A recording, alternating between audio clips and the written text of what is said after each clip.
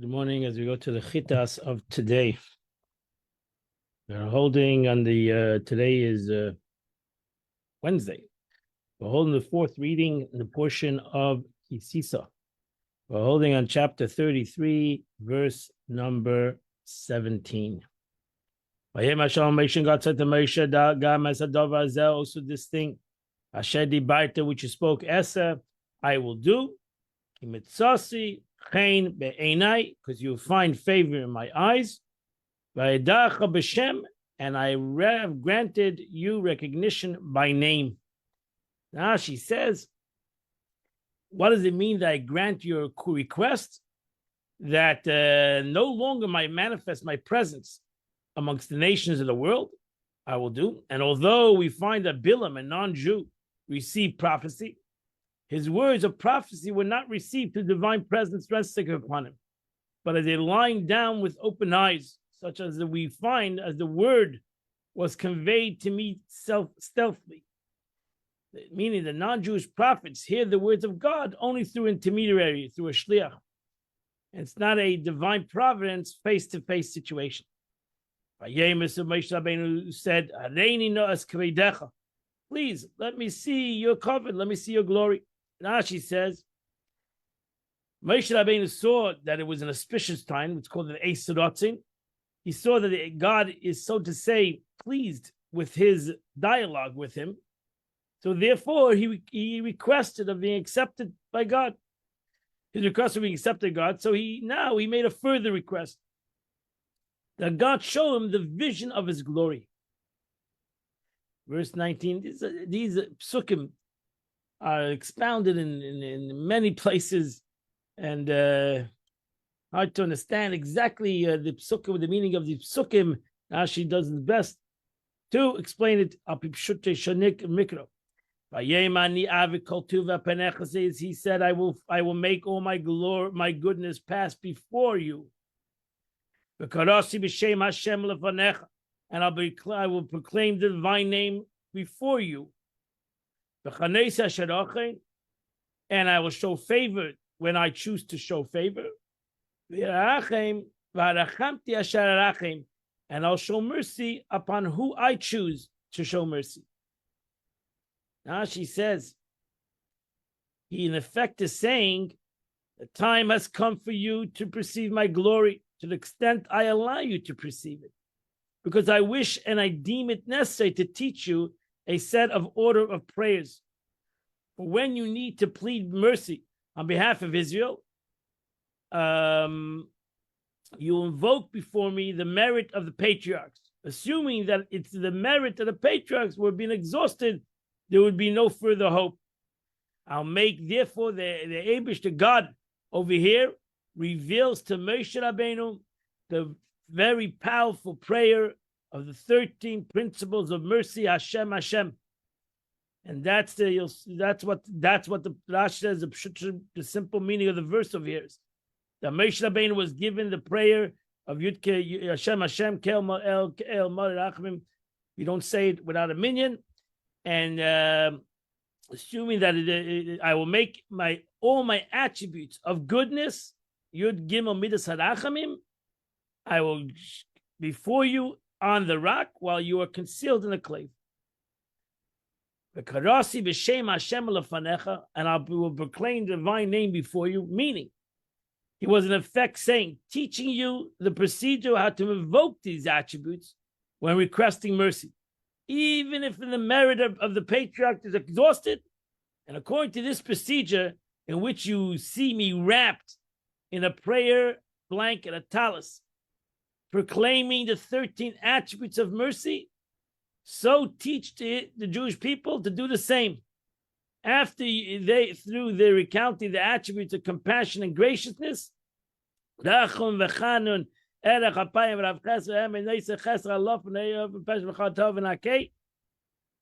13 principles of Jewish mercy, the Eibush before me, they will be answered, for my mercy is never exhausted.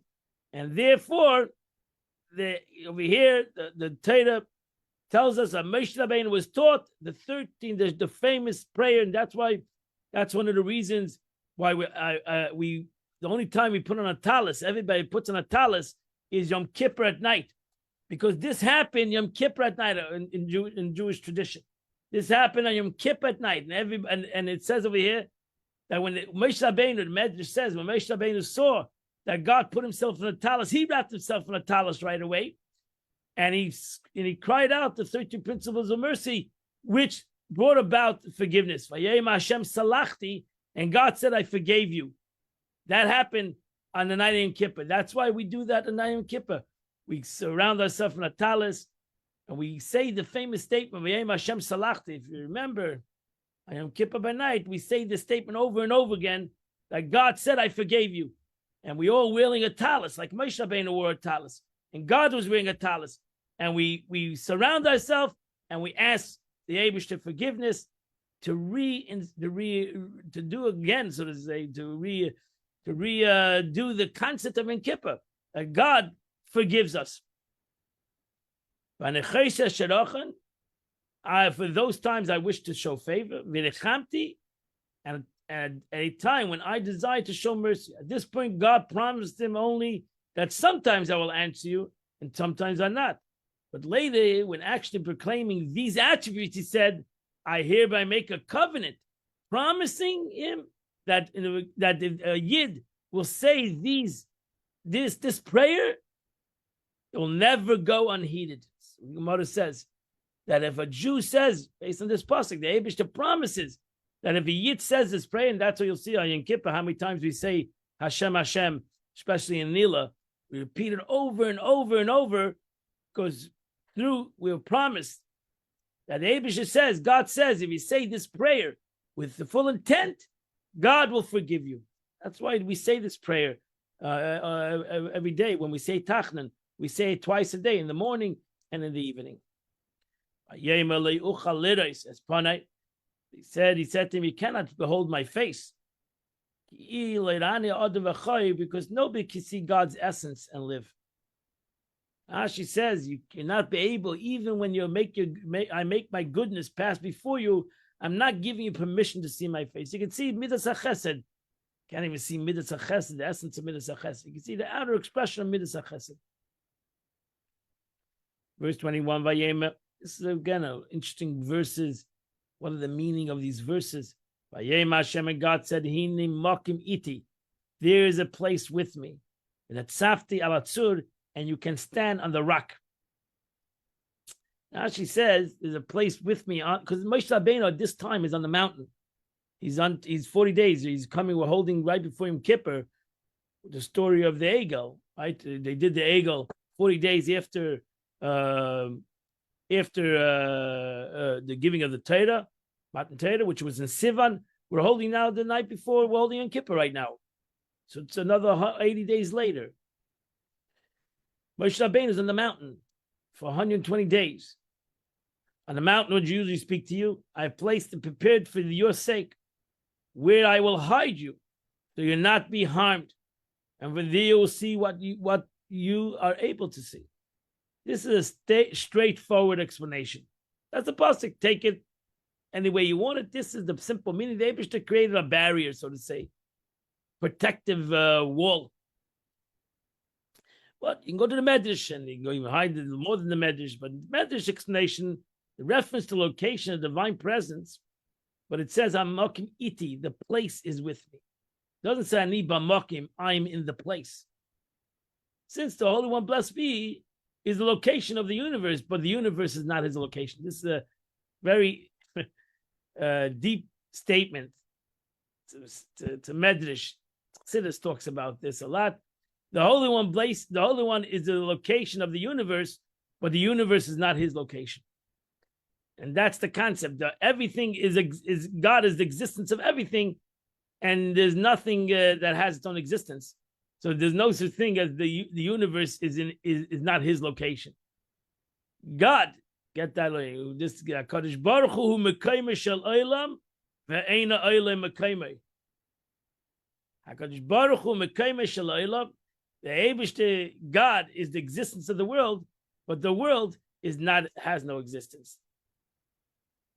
God, in English, I am the Holy One, blessed be He, is the location of the universe, but His universe is not His location. So God is infinite, He's all over, and the whole world is nothing really. That's what we learned the Chassidus yesterday. It's a hard thing to comprehend as a human being, to comprehend this last statement of the Medrash. So that's what David says to him.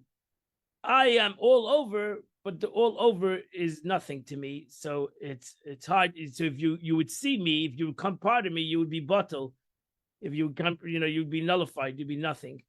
So because you are really nothing, because I am the whole world, and I am existence, and everything that exists is because I exist. It's not that you exist. That a person exists and he's put into God's existence. Over there, in God's existence, there's no other existence. Verse 22, when my glory passes by, and I'll place you in the crevice of the Karak, and I will shield you with my hand ad avri until I pass. Now she says, Ba'avut kavedi, when I will pass before you, benikras atzur. And now nikras is similar to even if you gouge out Tanakeh, the eye of men, the valley of ravens is called Yikra. When I dug out karati and drunk water, these are all derivatives of the same root. Thus, it means the place dug out of the rock. The sarcasius kapai, and I'll shield you with my hand. And here we learn that the license was given to the forces of destruction to harm Moshe at that time. So he needed protection. Onkelos translates the word ve'egim b'mamori. I'll protect you with my word, which is the euphemism of respect used in regard to the Holy One above, for he doesn't need to shield him with actual hand. Abish has no hand. So therefore, Onkelos changed the translation from I'll protect you with my hand to I'll protect you with my word. Verse 23, and when I remove my hand, and you'll see my back, but you'll never see my face. So Onkelos translates, Rashi says, meaning when I move the course of my glory from being directly in front of you and to go beyond that point, again,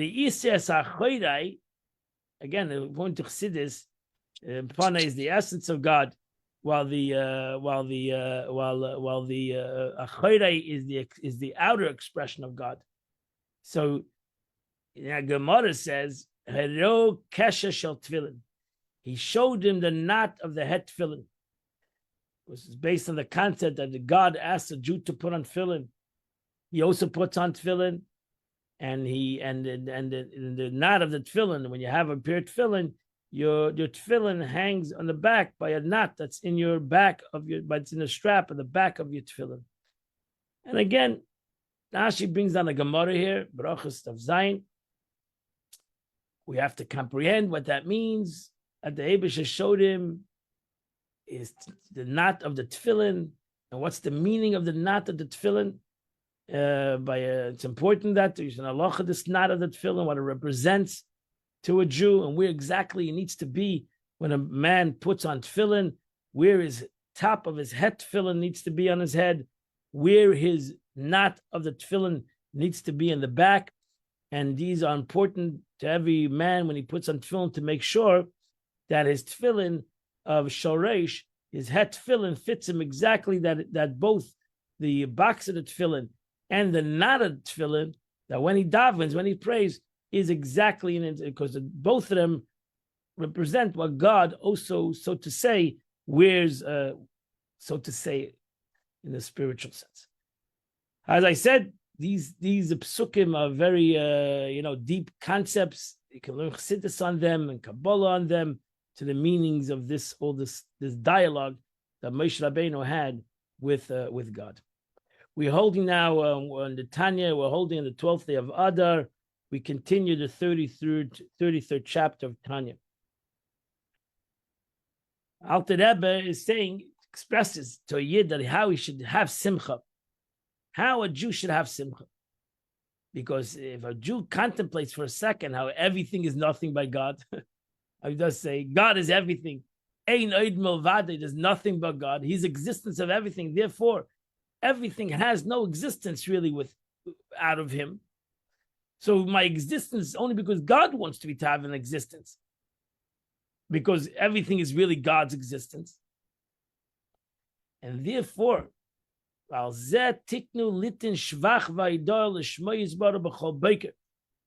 this, the ability to experience and to absorb in God's unity, to realize that my existence is God's existence. I don't have a personal existence. I don't have a separate chas v'shalom existence from God's existence. Impossible. So therefore, my existence is God's existence. So therefore, it was instituted by the sages that every morning we should say a praise and a thanks to God each morning. And what's the praise? Ashreinu matev chalkeinu. How fortunate are we, and how good our portion is. How pleasant mayafa Yerushaseinu. How pleasant our lot is.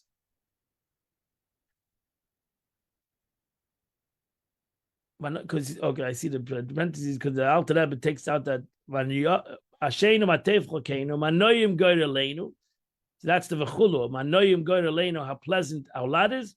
Mayafa Yerushaseinu. How beautiful our heritage is. 3 expressions in the verse. In other words, just like a person rejoices and is glad when an immense fortune falls into his possession, he suddenly inherited $10 million. By inheritance, the guy suddenly got called up. He says, your great uncle in some other country gave you $10 million. You didn't even toil for it. Bullshit, you got a call, you're a millionaire. To make a bracha. The bracha you make if you have that, a toiva meitiv. A gift from heaven. So if you can imagine the simcha a person would have when suddenly something he didn't toil for, something he didn't work for, he gets called and says, you're a millionaire. You're a millionaire. Certainly and infinitely more so. We should rejoice on the inheritance. This is Pasha given inheritance. You were born a Jew because you did something to be a Jew. I was born a Jew because that's what David wanted. It was like an inheritance, pure inheritance, that I am a Ben Yisrael, that I am a child of Avraham, Yitzchak, Yaakov. That's a pure gift. A gift is not a reward. A reward is like, I've done something and I deserve a reward. I've done something great. I've done something unbelievable. I went beyond my effort. No, you did no effort. You did nothing. You were simply chosen as a gift to be born in the Jewish nation. And you are a Ben Avram, Yitzchak, Yaakov. We are children of Abraham, Isaac, and Jacob. This is a gift from Hashemayim. And this inheritance that was bequeathed to us, Pashut, simply not because we deserved it, not because we did anything for it, but this is what the Eibishter gave us, a gift. Hasheinu matev chalkeinu. Hu yichud amiti. And this inheritance, what's the inheritance? The inheritance is that just like Avram, Yitzchak, Yaakov, and Sarah, Rivka, Rachel, and Leah, these people became united with God. As we learned, they became a Merkava. They became a chariot of God. And that means that that's the bequeath. The bequeath is that the Eibishter gave us a gift that we can have a relation, as we learned in the Parsha today. V'neflinu. You're a Jew. I'm a Jew. Ashafilu be'eretz mitachas. That even here and below and on this earth, there's nothing else besides him. And this world is the abode for his lowly beings. Amongst me. The Eibishter says, God says, even though I filled the whole world, but I want you to make a place for me. I want to give you a gift, a special gift, a gift that was given to me not because I deserved it, not because I've worked for this gift. I was given a gift that I can create a special connection, a different reality than any other creation in the world. Our own unaided effort would never win for us the ability to experience God unity. Not because I'm such a great Jew. Not because I'm simply such an unbelievable person. No, this is a gift. I put on tefillin. I create an entity of God in my life. I learn Torah. I create an entity of God in my mind. I create this abode of godliness in my mind. I gave God an abode in my mind. And it's our inheritance. This is a Yerusha. Because we're Bnei Yisrael. We're the children of Jacob. We're the children of Yitzchak. We're the children of Avram. And this is the meaning, what the sages said. Teyag mitzvah nitni Yisrael. That's 613 is the Gemara. The Gemara says that 613 mitzvahs were given to Israel, right? 613. Then the rabbis added 7. Bo Chavakuk, comes Chavakuk HaNavi, v'midan achas. And Chavakuk says, yeah, there's 613 mitzvahs. Maybe, and with the branches, there's many more. And Hagim, customs. I mean, how many things? But really, it's one concept. It's one concept. And what is it? A tzaddik lives by his faith. That's it. It's God. It's faith in HaKadosh Baruch Hu. All the mitzvahs are all a off branch of that. Oh, if I have faith in God, then I can do a billion things. This means you have to look at everything. There's all one thing. It's all one concept. And what is the concept? Emunah b'levad. It's a belief in God. That's what it is. I put on tefillin because I believe in God. I eat kosher because I believe in God. I keep Shabbos because I believe in God. I give tzedakah because I believe in God. It's all one concept. Like the Rebbe said yesterday in Hayom Yom. What is the concept of davening? I'm praying to God. That's it. I'm praying to God. That's what it's about. You want all the kavanas, all the inner dimensions, Kabbalistic teachings of davening. Maybe you can comprehend it, maybe you can't, but really it's one concept. Really, the simple concept is God. Because emunah, faith, that's what brings us, because we have faith in HaKadosh Baruch Hu. We have faith in God. And if God tells us to do something, we do it. As expression, the pasuk says, Torah is not in the heaven. And Rashi right away says, the commentator on the comment Rashi right away says, because if it was in heaven, we would go to heaven. If God said you have to come to heaven to get the Torah, we'd go to heaven. Because that's a Jew does, because the Eibush says so. That's it. So really, Chavakuk was a genius and made it simple. We get lost in the details. Really, the concept is emunah b'havaya. The concept is the faith in HaKadosh Baruch Hu, that we have faith in God. And if we have faith in God, then there's no number. Then 613, the number is not important, whether it was 613 or there's a million. That's why the expression in Gemara, minhag Yisrael Torah, that even the minhag becomes Torah, because it's, why are we doing the minhag? Because that's what we do as Yidden. We created minhagim to beautify the Torah. Not to add a mitzvah, but to beautify it. Why? Because we have emunas Hashem. This is God, and we will make it beautiful. That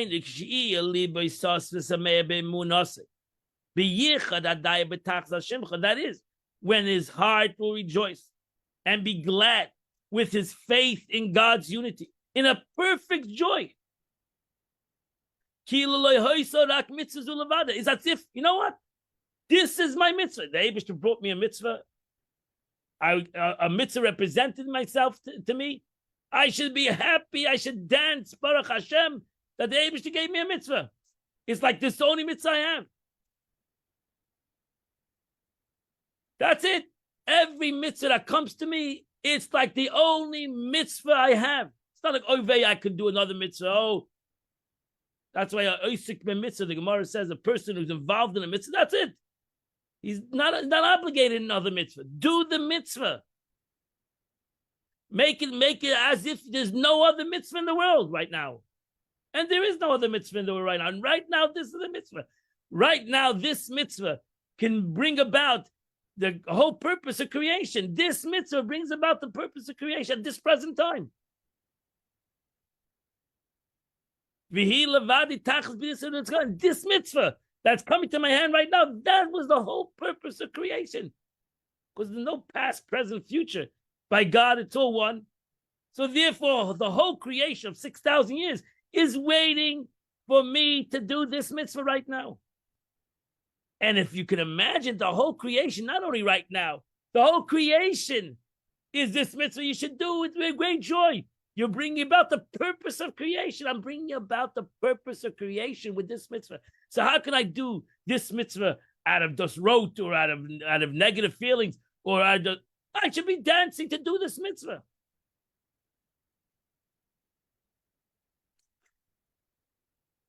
Surely, if there were right, and he and all the worlds were created. Surely, if there were but one mitzvah, such mitzvah for him to do, he would fill it not much to imagine. God said one mitzvah. That's it. You got to do is one mitzvah. You've done everything they did. Everybody would run to do that mitzvah with great joy. Every mitzvah is one mitzvah. That's what Chavakuk said. Every mitzvah you do is one mitzvah. Every mitzvah you do is the mitzvah. At that present time, it's the mitzvah.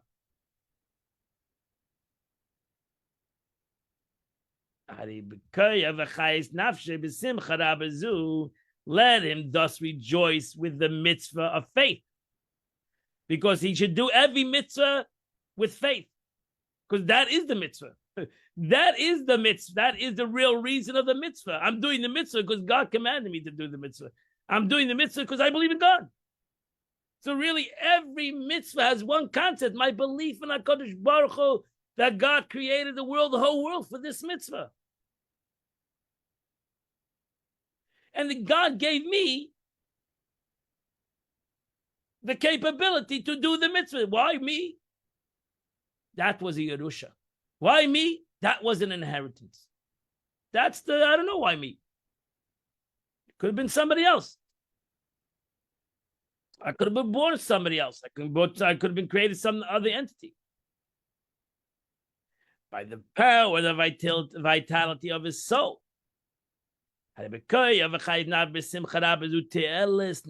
His soul will soar far above all obstacles. If we had simcha in the belief of God, there would not be any obstacles. Fly above it. We would soar above any obstacles. Al kol aminuyim, especially those obstacles that are holding us back. On the kiyum kol tayag mitzvah Torah, and that's holding us back from doing any mitzvah. Mi bias, whether it's from within, from our own struggles, or mechutz, or from the environment that's giving me struggles. If I connected to the emunah, to the true essence, as Chavakuk said, that the true concept in everything is God, then I would soar above it. So being thus imbued the awareness of God's unity, true unity, he will be able to overcome any obstacle hindering him from carrying out mitzvahs. But how can anything stand in the path of God's will? The mitzvah, which what's God's will? The mitzvah did it, but God wanted that this mitzvah would bring him down in a physical thing. Where there's nothing in the world, of course, there's nothing in the world apart of God. So how can the world be a hindrance to God when the world is the existence of God?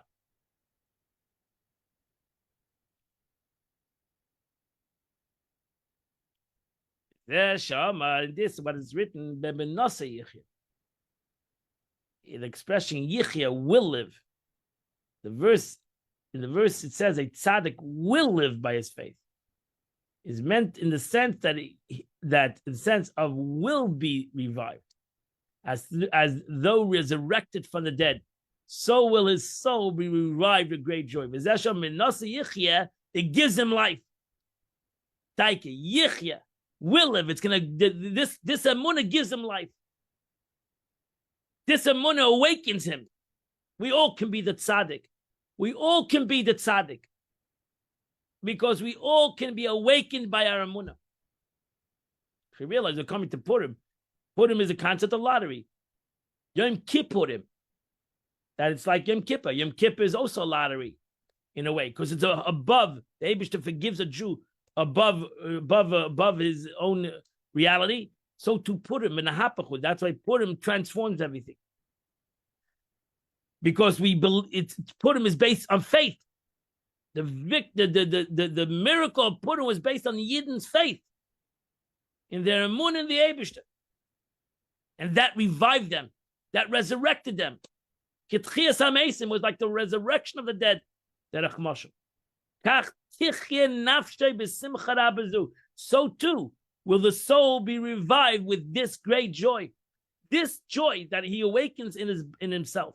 The joy of a Jew, being a Jew. The joy of this inheritance. The joy of this mitzvah will resurrect him. He'll become a whole new person. The Alter Rebbe now gave us the key to resurrect ourselves. Right? The Alter Rebbe spoke about Timtum Alev, that it's impurities. It's like dead. We're walking dead because this heaviness of the body is giving us is not letting us live. Now the Alter Rebbe gave us this key that if we had a munah, if we work on our munah, that was Chavakuk said. Stop struggling with the details.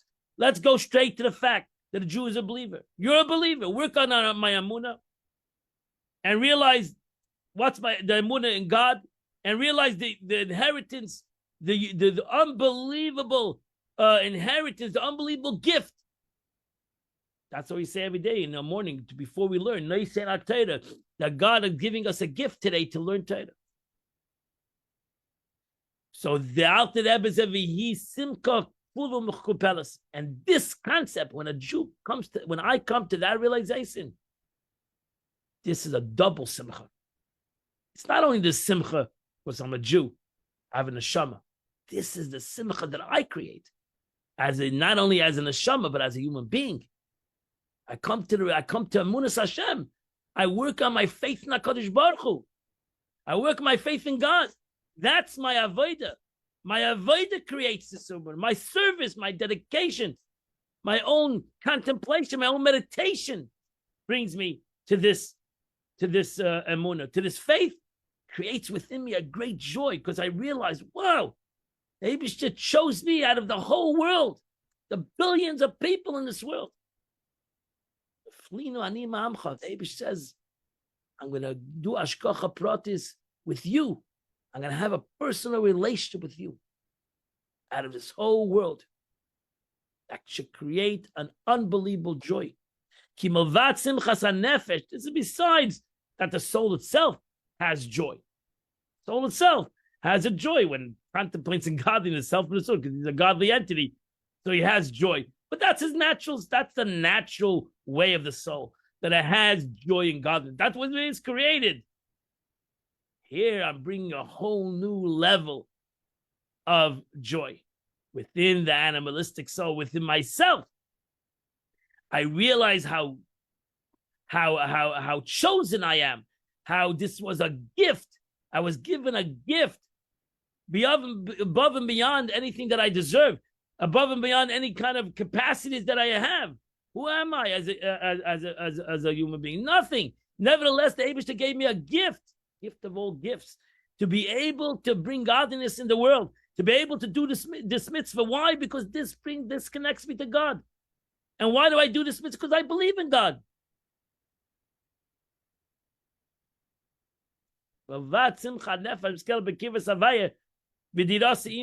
Besides, it's a double joy. It's apart from the soul's joy upon apprehending how God is to him and how he dwells together with him. That's an unbelievable thing, but that's natural. the soul to have joy and godliness. That's his nature.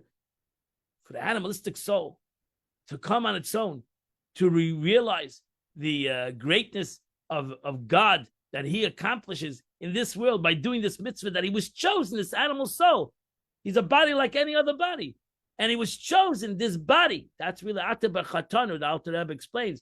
When it says God chose the Jewish nation, he didn't choose their souls. The souls was not chosen. The soul is a soul. That a soul wants to be part of God, that's its nature. He chose the body. He chose the physical. Chose the physical Jew. The physical Jew. And he said, I wanted that this physical Jew, that is a physical like any other physical thing in the world, nevertheless, this physical body, this physical entity has the capability to bring about a revelation of God within this reality. That's a gift. That is a matana. Ashenu matev chalkenu mayafir. The truth is that they turn this statement and this Ashenu matev chalkenu into a song, and we should really comprehend it. What is it meaning that we are so happy and we are so glad and we are so unbelievably joyful that God chose us to be part of him and to create a deeper connection with him. As Moshe Rabbeinu, self-understood, wanted to have a deeper connection. And Moshe Rabbeinu wanted the ultimate connection, which the truth is God says you cannot have it. Self-understood, God's infinite and we're ultimately finite. And even after we leave the body here, you still cannot have it. Actually, according to Chassidus, you can have a greater connection here than you can have Lamaila, than you have in Gan Eden. So therefore, my friends, we should be happy that we're Jews. That should give us the real joy. Everything else in the world is a wonderful thing. It's a joyful thing. And we have physical joys in the world. We should have physical joy. But our true joy is that we're Jews. Goyin Yankiv, our true joy is that we're Yidden, that we're Am Yisrael, that we are a nation that is connected to HaKadosh Baruch Hu, that is given unbelievable mitzvahs. Every mitzvah is a mitzvah in its own. Every mitzvah is a world on its own. Every mitzvah is a connection to the Eibush, and that's the importance of that moment. Mitzvah abal yatcha, the Gemara says, a mitzvah comes to your hand. Al tach mitzena. Don't push it away. Every mitzvah is the whole reason that God brought me to the world. Every mitzvah makes it important. What a beautiful, I tell you, what should I tell you? I'm inspired. Today is the 12th day of the month. 1 second, I'm gonna get that yom yom. Today is the 12th day of the month, which is chapter 67, 66 to 68. Those three chapters of Tillim, you do the chitas of the day. The Rebbe writes today on the 12th of Adar, it is written, the gift of man makes room for him and leads him before the great. This is a pasuk in Mishlei. Some are renowned for their wisdom. Some are renowned for their wealth. But the gift of man, when an individual gives his man, meaning he devotes himself to undertaking to strengthen Yiddishkeit, then not only will it make room for himself, releasing himself from the constrictions and bounds, but it leads him before the great. His position will be superior to the great because he makes a place for God in this world. The next Ayom Yom is as follows, because that year was we get two Ayom Yoms in one day. That year was a leap year. The Rebbe writes, 12th of Adar on Pesach and Adar Sheni, he writes, the Torah portion dealing with the altar, then we're holding Pasha Vayikra. Offering begins a man who offers an offering to God. The logical order of the word should be a man of you who offers. I shouldn't say if a man offers, a man from you offers. Alter Rebbe answer, a man who offers, in order for a man to be close to God, of you an offering to God. Really, the pasuk says you have to offer yourself. Adam ki yakriv. If a man comes closer to God, how does he do it? Through a carbon. But really, it's you. You have to offer yourself. Adam ki yakriv. The man has to offer himself. He has to want to become close to God. He must bring the offering of himself. He must sacrifice his personal animal, the desire for evil that is called the animal soul. And that's really the meaning of the pasuk. And that's why the pasuk says, Adam ki yakiv mikem. If Adam ki yakiv, if a person wants to come closer, that yakiv, a carbon means come closer. A person wants to become closer to God, the animal is not going to help. Mikem, you have to be the animal. You have to take yourself and sacrifice your animal soul, your own animal soul. And we have to push it, thank the Eibishter. We'll get to Vayikra, that God says, I'm going to let you bring an animal. I'm going to let you flip it on an animal. But really, you should be the one who's being sacrificed. That's really the carbon. That's why the David HaMelech, who begged God to build the Mishkan there, what did God say? One of your tilims is more powerful than 1,000 sacrifices. Because really the importance of the sacrifice is you. Don't flip it thinking that there's an easy way out. I'll go bring a sacrifice, I'll bring an animal, and I'm now, I can go do what I want. I'll bring this animal. No, other Kem has to be born. God bless you all. See you at Mircham tomorrow at 8 o'clock. We'll continue the chitas of the day. Don't forget, tomorrow is Tainus Esther as we go into the holiday of Purim tomorrow night.